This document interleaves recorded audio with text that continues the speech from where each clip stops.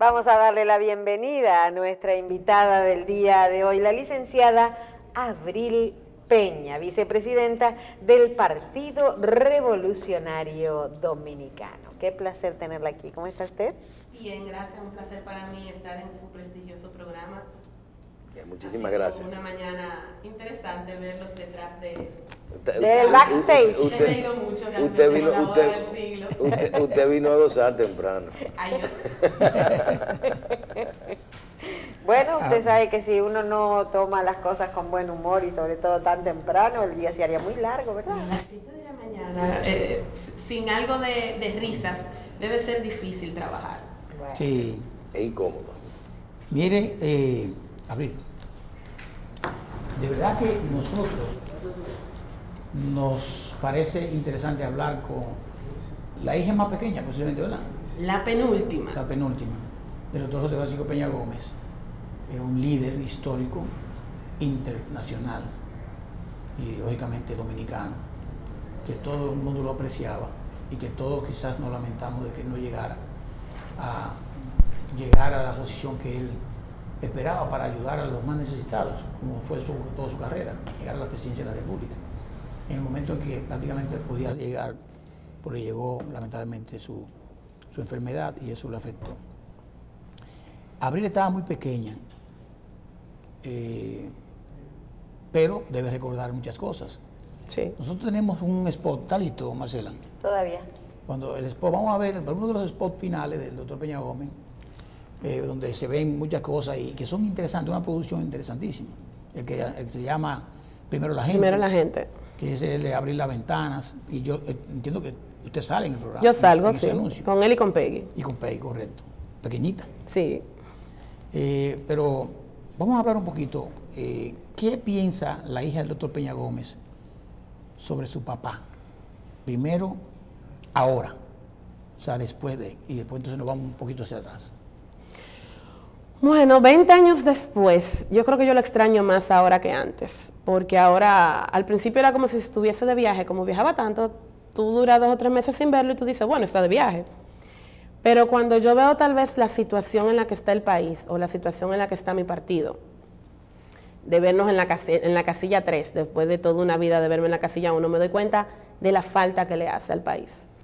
Yo estoy convencida de que muchas de las problemáticas que vive República Dominicana, si existiese una oposición más fuerte, fuese distinta. República Dominicana fuese distinta si mi padre hubiese tenido la oportunidad de haber sido presidente de la República.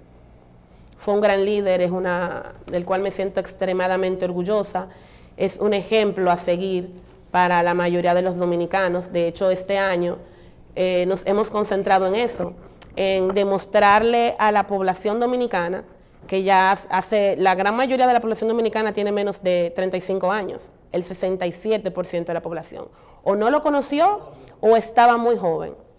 Entonces nos hemos concentrado precisamente en eso, en recordarle a todos los dominicanos lo que fue el doctor José Francisco Peña Gómez, el gran líder que fue, el gran ser humano que fue, y cómo él se convirtió en el titán de la política dominicana. ¿Y ser la hija de Peña Gómez le resulta pesado a su carrera política o a sus aspiraciones, o le allana el camino? Ambas cosas. No puedo negar que definitivamente es una ventaja. Yo llego a un barrio y sonrío y la sonrisa lo dice todo. Pero también a veces es una carga porque tú tienes que servir de ejemplo. La gente espera de ti ciertas cosas. La gente espera tal vez que tú vas a ser tan buena discursiando como él, o que tú vas a tienes las herramientas de las que él disponía para resolver los problemas, o que tú debes crecer a cierto ritmo porque eres su hija. Es una ventaja y es una desventaja, como todo en la vida. Pero usted definitivamente el poder representar lo que es la figura de su padre, a uno le llena de orgullo, ¿verdad? Ah, no, claro. Yo estoy sumamente orgullosa. Porque Peña lo dio todo por su país. Lo dio todo. Yo siempre he dicho que el hijo mayor de papi es el Partido Revolucionario Dominicano y el pueblo dominicano. Yo tengo millones de hermanos, por decirlo de alguna forma humana, por decirlo así. Para mi padre siempre su prioridad fue el pueblo. Yo decía el otro día, y tal vez nos salimos un poquito con el tema, de que yo no sé, la nueva generación de políticos, uno no ve eso con sus virtudes y sus defectos, ¿verdad? Pero uno no ve esa vocación que tenían José Francisco Peña Gómez, Joaquín Balaguer, Juan Bosch, como que ahí se detuvo Jacobo Magluta. Había una forma diferente de ser líderes y hasta de lo que se procuraba y lo que se busca de su participación en la política. ¿Se perdió todo esto? Sí, ya no hay ideologías. Es difícil, aunque el PRD es un partido socialdemócrata, hay que admitir que uno es más de centro y aunque la socialdemocracia es centro-izquierda, el República Dominicana, por decirlo así, es más de centro, es una sociedad moralista y medio de derecha, por decirlo de alguna forma. Nuestros padres vivieron una época donde la población tenía sueños, ideales, era más desprendida, más solidaria, menos interesada, menos individualista, y ellos representaban esa sociedad. La sociedad a la cual yo pertenezco, como generación, es una sociedad que es más individualista, más interesada, menos desprendida. Hay que admitir que el hecho de que tú no puedas ir a un barrio sin tener el bolsillo hondo hace que tú tal vez te concentres más en la búsqueda de recursos para poder hacer esas ayudas puntuales que en llevar propuestas, porque al final de la jornada los partidos políticos necesitan ganar elecciones para poder realizar cambios.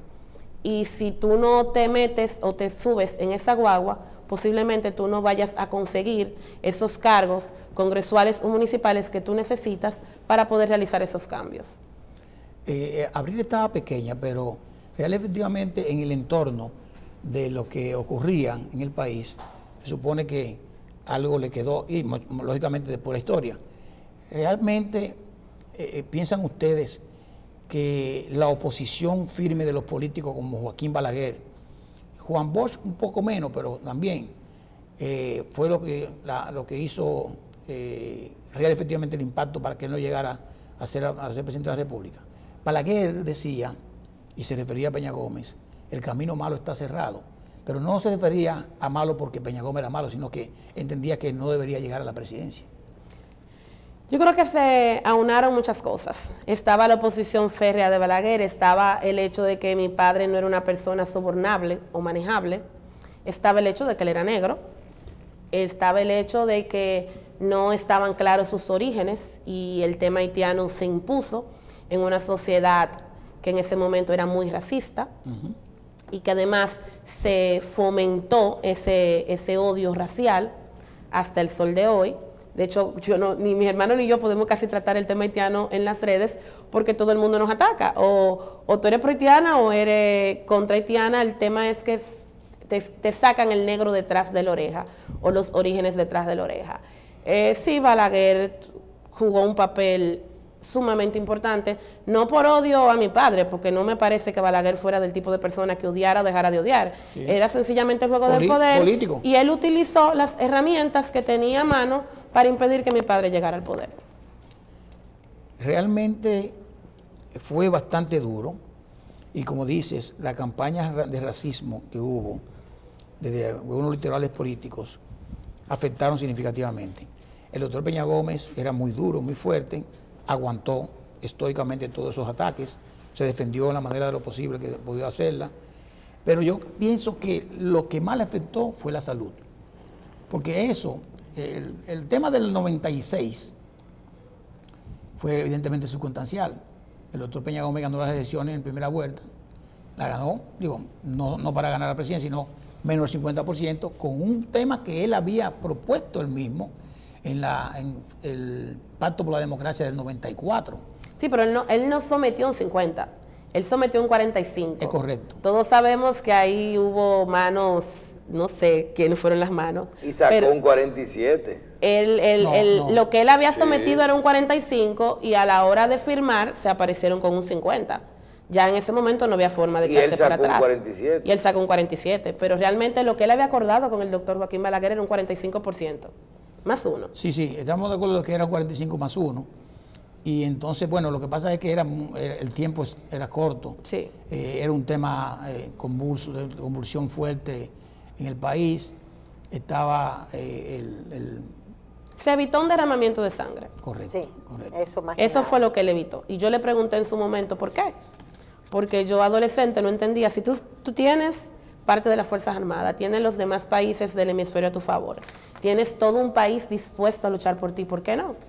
Y él me dijo que yo lo iba a entender más adelante, pero que él no iba a ser el responsable por querer ser presidente de la República, de los huérfanos, de las viudas y de todos los muertos que iban a haber, porque lo que iban a recordar las siguientes generaciones es que un hombre, por apetencias personales, con derecho, porque los tenía, tiró a todo un pueblo a la calle. Es así, es así. Era muy difícil. Por ejemplo, Joaquín Balaguer no podía ser candidato en el 94. No. Sí, él fue candidato. En el 94 fue candidato. Estaba el doctor Balaguer, estaba Peña Gómez y estaba Juan Bosch. Y evidentemente que ahí vino el trance y en el candidato a la vicepresidencia de Juan Bosch era Leonel Fernández. Así es. Y 2 años después vino la contienda entre Leonel Fernández, que ya Juan Bosch estaba ya en un lado, con Peña Gómez. El doctor Peña Gómez ni siquiera quiso nunca participar en un debate. ¿Se acuerdan? Sí, pero aquí no hay cultura de debate. No hay cultura de debate y además todavía no lo hay hoy. Todavía no lo hay. Y estamos 20 años después, 22 años Pero después. porque el que está arriba no hay debate. Sí, anoche estaba viendo el debate en México, o sea, es interesante verlo. Y ojalá que eso se pueda consignar aquí en una reglamentación. Por ley.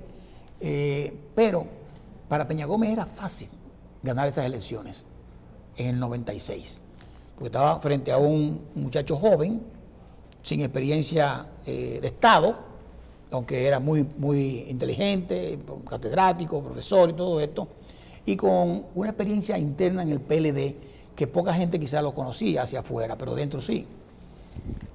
Y resultó ser difícil, ¿por qué? Porque lo que le faltaba al PLD se lo dio el Partido Reformista. El Partido Reformista le dio un 24% que Balaguer tenía. Porque tengo entendido que mi padre no quiso asumir las exigencias que tenía el doctor Joaquín Balaguer para ese entonces. Joaquín Balaguer no quería que Álvarez Bogar fuera el candidato vicepresidencial por un conflicto personal que tenían él y el doctor Joaquín Balaguer, y también él quería garantizar que no iba a haber ningún tipo de persecución judicial de algunos funcionarios del gobierno de Joaquín Balaguer. Mi padre, vuelvo y digo, era una persona sumamente recta y no asumió esos cambios. La amistad que lo unía a Álvarez Bogar es una amistad desde su infancia, eran amigos personales. Y además, él después que asumió un compromiso era muy difícil que se devolviera. Al no asumir esos cambios, el doctor Joaquín Balaguer hizo lo que consideró necesario para la sobrevivencia de su partido. De la misma manera que mi padre tampoco quiso aceptar el 2 y 2. Si él hubiese aceptado el 2 y 2... En el 94. En el 94 hubiese sido presidente. Correcto. Pero eso estaba por encima de sus valores, vamos a decirlo así. Ayer yo escuchaba a Fello Suberví anoche en un programa que realizara aquí en el canal y hacía esa historia. Decía que un día se armó un desayuno, ya todo consensuado en la casa de Fello, en la que un grupo importante del PRD y del anillo de Balaguer se habían cerrado ya para el acuerdo ese que usted se refiere, y que faltando 10 minutos Peña llamó y dijo: yo no me voy a presentar, yo no me voy y no se alió con el Partido Reformista. Eso produjo el acuerdo con Leonel Fernández. Exactamente. Es una situación parecida a la que vivimos ahora en el PRD. No nos pudimos aliar con el PRM porque ellos se negaron, entonces la prudencia y la sobrevivencia del partido es lo que debe de primar. Entonces nos aliamos, en este caso, con el Partido de la Liberación Dominicana. Pero sí fue así, mi padre no quiso una alianza. Se dice que fueron parte del sector de intelectuales del PRD que le convenció en el proceso, pero fue así. Pero es una pena porque en realidad, por ejemplo, en la actual circunstancia en que el PRM no quiso, porque me acuerdo que Tony Peña, su hermano, lo dijo bien claro, de que estuvieron hablando y dando... Fueron 6 meses de negociación. De negociaciones. Con el y al PRM. final- Con el PRM. Y al final, por las posiciones, no llegaron a un acuerdo, porque no fue por otra cosa, es quién va a ser candidato, quién va a ser esto, quién va a ser lo otro. Y entonces, pues no llega al poder. Un partido que tiene vocación de que quisiera llegar al poder por muchos años que están fuera. En 2004 fue la última vez que tuvo el PRD, cuando era PRD, en el gobierno. Increíble, señores. Yo me imagino los PRDistas o los PRMistas ahora, escuchando eso, cómo se le puso la piel, A de nosotros verdad, de nos verdad, pasa. todo, de verdad que... ¿Qué mensaje? Abril, explícanos qué tú pensás ahora y qué pensaste cuando estuviste en esa imagen. ¿Y quiénes eran la gente que uno puede conocer que estaban ahí en el spot? Bueno, ahí está Angelita, la esposa de Miguel Vargas, están los hijos de Miguel Vargas, Sí. Están los hijos de Ana María Acevedo. Nosotros teníamos que instalar cámara en esos mítines, porque Sí, después sí, tú no te- 2 días antes, porque tú no podías entrar. no no había podía forma. entrar, no había O sea, forma. uno ve esas imágenes. Y yo recuerdo que en el acto que hicieron ahora de reconocimiento en la Cámara de Diputados, yo lloraba, pero por esa imagen, porque yo veo esa imagen y ese es mi PRD. Claro. Eso es lo que yo recuerdo y ahí El es que yo número quiero 1. volver.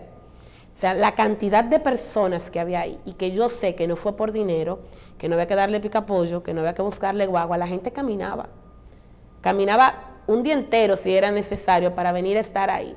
Y mi papá daba discursos de horas. Yo escribí un artículo en estos días porque yo lo relajaba, porque yo decía, tú hablas demasiado. Muchacho, el fin, yo decía, Todos ¿cómo? los hijos dicen eso. de ¿Cómo los tú padres. hablas 3 horas? O sea, córtalo, porque después de 1 hora nadie recuerda qué tú estás diciendo, pero lo recordaban. Pero Porque papi tenía ese carisma impresionante que lograba que la gente se quedara ahí 3 y 4 de la horas. voz, el color de la voz era impresionante, impresionante. Bueno, en cada curso que uno coge de locución, el primer ejemplo de locutor que ponen de dominicano es el doctor José Francisco Peña Gómez. Fello nos contaba en estos días que François Mitterrand dijo en una ocasión que él era el mejor orador del mundo. Y mi papá no se lo creía. Esos eran los momentos en que él parecía un niño ingenuo, porque él lo contaba lleno de felicidad, porque que François Mitterrand Claro, presidente de Francia. te diga a ti que escribas tu nombre en que el orador más grande del mundo escriba su nombre en el libro de oro, era un reconocimiento para un niño que vino de la extrema pobreza demasiado grande. ¿Cuántos idiomas hablaba el doctor Peña Gómez? 7. Y cuando murió estaba estudiando japonés y creo que alemán, no, ruso. ¿Dejó el doctor Peña Gómez algunas memorias No. que pudieran? No, Bueno, están sus libros que hacen una recopilación de sus discursos. de sus discursos. Y está el libro Gestión Municipal, que hace una recopilación de sus 4 años en el Ayuntamiento del Distrito Nacional. A propósito que habla del Ayuntamiento de la capital, cuando el doctor Peña Gómez muere, no muere, se nos va, estaba en una campaña precisamente por la sindicatura de la capital. Así es. Producto de un impasse que ocurrió en el PRD, en que 3 líderes importantes se disputaban la alcaldía. Era Miguel Vargas Maldonado, Julio Mariñez Y Eligio Jaques. ¿Tú recuerdas qué realmente fue lo que pasó? ¿Qué dijo el doctor Peña Gómez en la casa para decir que él iba a tener que asumir esa posición para no dividir el partido? Bueno, ya que no hubo forma de que llegaran a algún tipo de acuerdo, mi padre no iba a permitir que su partido se dividiera por una alcaldía. Entonces, la solución salomónica era que fuera el líder el que la asumiera. Tan sencillo como eso. Tal vez nadie estaba de acuerdo porque todos sabían la situación de salud en la que estaba mi padre, pero vuelvo y repito lo que dije al principio cuando iniciamos la entrevista. Para papi, el PRD siempre estaba primero. Y él no iba a permitir que nada ni nadie se interpusiera en la salud política del partido. Él asumió y hizo lo que tenía que hacer. El doctor Peña Gómez terminó sus relaciones buenas con Juan Bosch, por lo menos en el 95, Sí. estuvieron juntos en un evento que hubo en el Hotel Jaragua. Yo recuerdo, no sé si Edward tiene la foto, la pusimos que están los líderes, está el doctor Balaguer, que era presidente en el momento, era presidente, pero ahí, y ahí están el doctor Peña Gómez, Balaguer, Juan Bosch, Leonel Fernández, y Jacobo Magluta está en el extremo allá al fondo. Oye, qué buena foto. Sí, yo estuve ahí, Jacobo, Peña, Balaguer, Juan Bosch y Leonel. Sí. Exacto.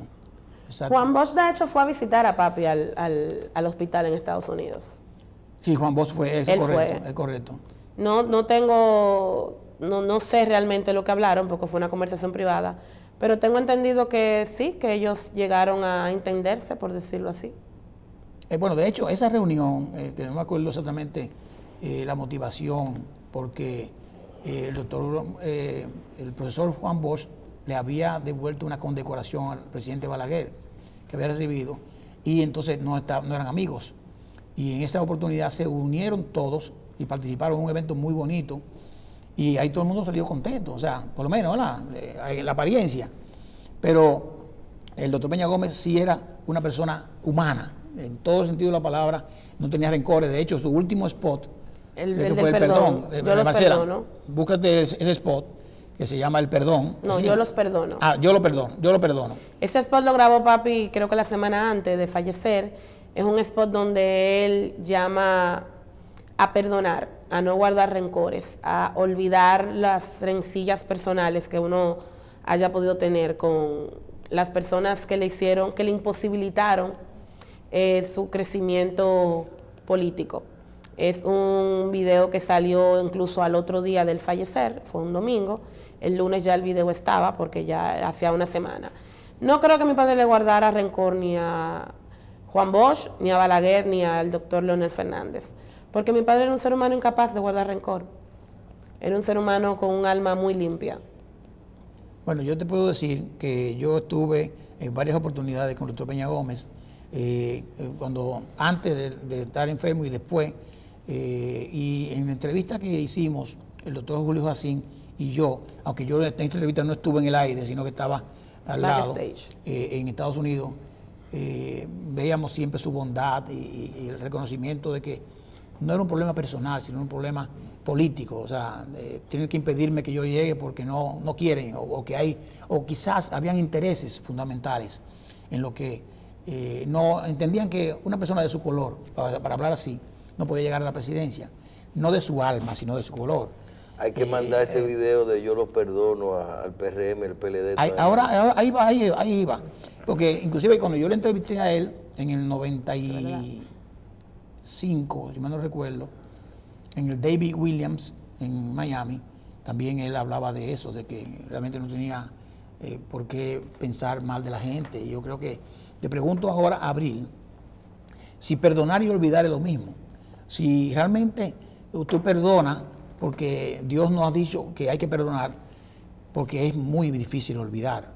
Entonces, ¿cómo tú puedes conjugar las dos palabras? ¿Tú pides mi opinión o lo que papi sentía? La tuya. Yo no olvido tan fácil como papi, en honor a la verdad. Pero si tú no olvides la experiencia, porque de todo lo bueno o lo malo que a ti te pase, tú aprendes algo. Y eso es lo que tú debes de recordar. Porque si tú solamente te dedicas a recordar lo malo, eso es como cuando se te muere un familiar. Si tú solamente recuerdas el momento en que esa persona falleció, vas a vivir toda tu vida amargado. Entonces, yo prefiero que si olvidar lo malo y recordar lo bueno o el aprendizaje. Porque si me dedico solamente a recordar lo malo, no voy a perdonar nunca. Y siempre voy a vivir con esa sensación amarga y ese mal sabor de boca. Y no se puede vivir así. Hay gente que cuando está enfermo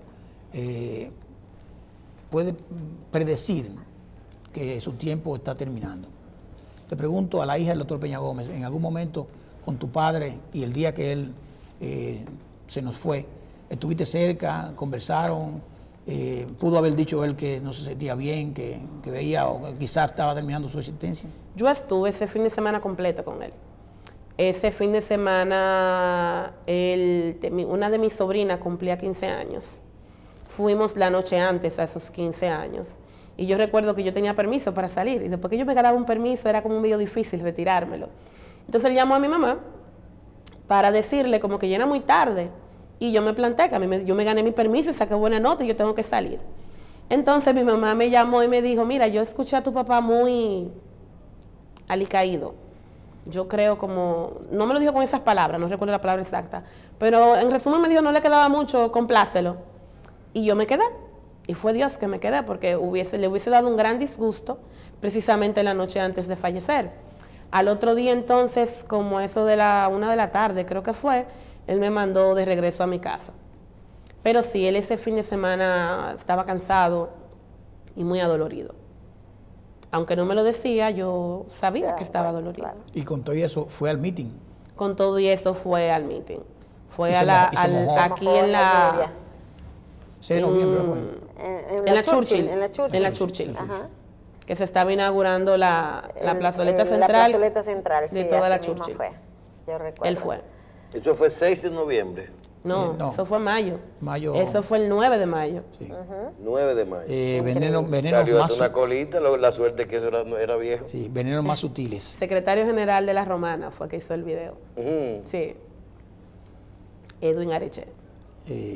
Óyeme, qué fuerte es reconocer los ataques feroces, Perdón. a veces venenos sutiles. Sí, hubo venenos muy sutiles. Incluso yo creo que todo lo que papi vivió fue una combinación de ataques internos y externos. O sea, no creo que solamente haya sido el doctor Joaquín Balaguer. Todo el mundo tiene su cuota de responsabilidad en los fracasos no fracasos, porque él no fracasó, en la imposibilidad de que él llegara a la presidencia de la República. Y solamente hay que recordar las cosas que él vivió en el primer gobierno del PRD y luego en el segundo. Hace 2 presidentes y luego no lo deja entrar a Palacio. Exactamente, aislado totalmente. De su partido, de su gobierno. Miedo al poder y a su liderazgo, diría yo. Es difícil, entonces, realmente todas las altimañas que se pueden manejar dentro de un partido, a lo interno de un partido, para darle el paso a un liderato como el doctor Peña Gómez, que evidentemente ganaron, tuvieron resultados. Sí, papi hizo 3 presidentes.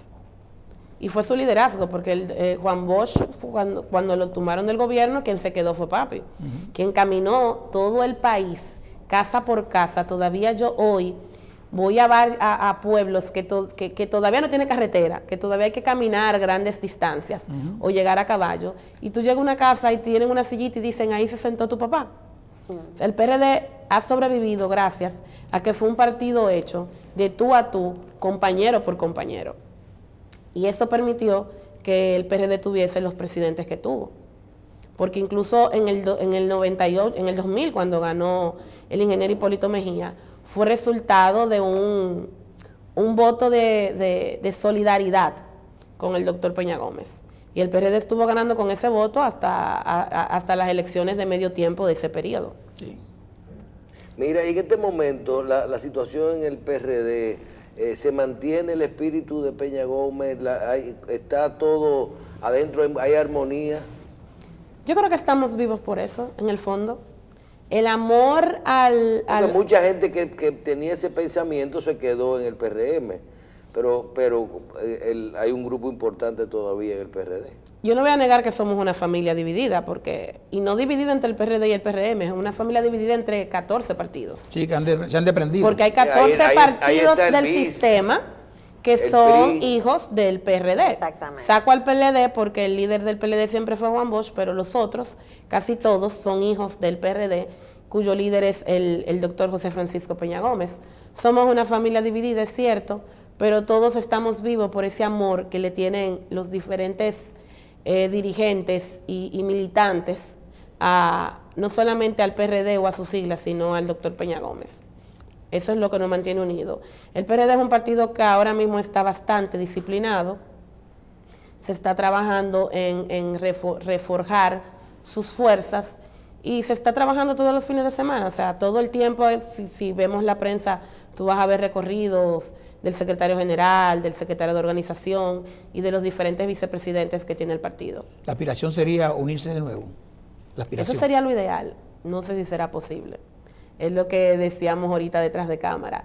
El video del perdón, yo estoy ahora como convencida de que no fue a sus adversarios de entonces. Sino de dentro. Fue un mensaje a futuro. Si uno lee los discursos de papi, hay muchos temas que en ese momento no lo eran. Como premonitorios. Sí, hablar en los años 70 de cambio climático, hablar en los años 70 de reforestación, de préstamos a las pymes, todo eso no eran los temas del momento, y sin embargo ya él los tocaba. Y ahora viendo la situación del país, yo entiendo que el perdón también era como las miguitas que él nos dejó en el camino para cuando nos viéramos en la situación en la que estamos. Él siempre fue un líder que veía más allá de la curva. Y de hecho en uno de sus discursos los decía, que un líder no tiene solamente que ver el presente o el futuro, ni siquiera la curva, tiene que ver la meta. Finalmente, pregunto, ese es el legado que el doctor Peña Gómez dejó, y además su fortaleza internacional, la Internacional Socialista, un gran líder, todos esos presidentes europeos y de otras latitudes que en verdad reconocían, es un hombre fuera de serie. ¿Le ha quedado algo de eso a los hijos? ¿Esas relaciones permanecen? ¿Se le toma en cuenta a nivel internacional para asuntos varios? La Internacional Socialista todos sabemos que sigue existiendo. Es el segundo organismo después de la ONU más importante del mundo, y el PRD sigue siendo miembro y también sigue presidiendo lo que es la Internacional Socialista para Latinoamérica. Este puesto lo ocupa en la actualidad el ingeniero Miguel Vargas Maldonado como vicepresidente mundial de la Internacional Socialista. Claro está, el PRD mantiene su contacto, porque eso no es un organismo para familias, sino para partidos políticos. Sí. Y el PRD es el único partido del país que lo representa. Bueno, tenemos una foto que yo tuve con Peña Gómez, mírala ahí, cuando lo entrevistamos. Estaba jovencito. En el 95 o 97. ¿En qué año fue que murió Peña Gómez? 98. Entonces, eso fue en 97, más o menos 6 meses antes de él morir, cuando estaba en Miami. Bueno, se ve que estaba enfermo, y lo entrevistamos y publicamos todas esas imágenes y la entrevista completa en el periódico La Nación.